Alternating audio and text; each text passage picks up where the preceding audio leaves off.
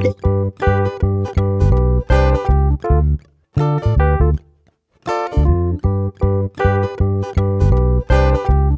minute de l'expert est aujourd'hui consacrée à un sujet qui déclenche des passions, c'est la viticulture bio.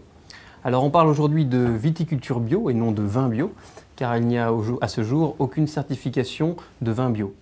Alors c'est bien la viticulture qui est bio, et de nombreux domaines aujourd'hui s'orientent vers ce choix, malgré bien sûr toutes les contraintes qui y sont liées.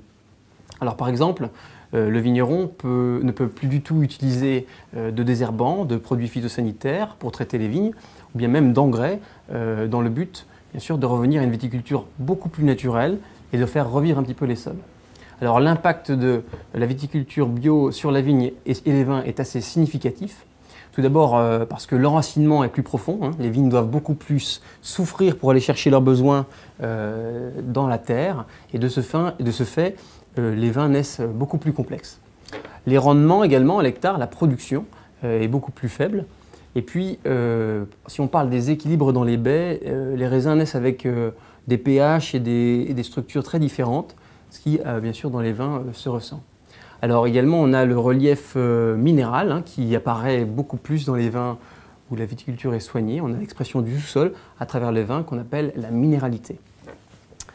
Et puis bien sûr, c'est certainement peut-être la plus normale, c'est une garantie de n'avoir aucun résidu chimique dans les vins.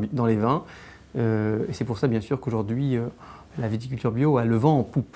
Alors, en parallèle également de la viticulture bio, se trouve un autre terme exploité aujourd'hui qui s'appelle la biodynamie. Alors c'est un autre type de viticulture bio, toujours sans produits phytosanitaires, sans amendement, qui vise à utiliser des préparations à base de plantes pour dynamiser la vigne. Donc on pulvérise un petit peu des tisanes en fonction d'un calendrier lunaire, qui sont un petit peu des effets homéopathiques qu'on pourra avoir sur l'homme, mais là bien sûr sur la plante. Alors cette technique est aujourd'hui utilisée par les meilleurs domaines en France, et on retrouve parmi eux la Romanée-Conti, le domaine Le Flève, des domaines toujours bien sûr encensés aujourd'hui.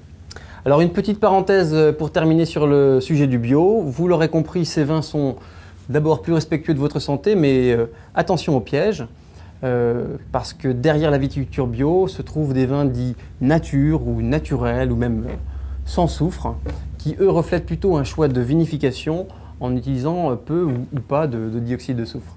Alors sachez simplement que le soufre est utilisé en vinification dans le but de stabiliser les vins, en fixant les arômes, les couleurs et en protégeant le vin de l'oxydation.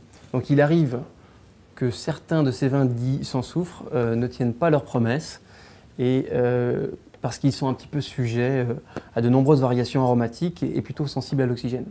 Soyez donc vigilants à ce type de vins qui peuvent parfois s'avérer décevants. Donc attention bien sûr au chant des sirènes. Merci de m'avoir suivi dans la Minute de l'expert, dédiée cette fois à la viticulture en bio. Si vous avez des questions à me poser, n'hésitez pas. Postez vos commentaires et vos questions sur notre site chefd'oeuvre.fr. J'espère vous retrouver très bientôt pour un autre sujet.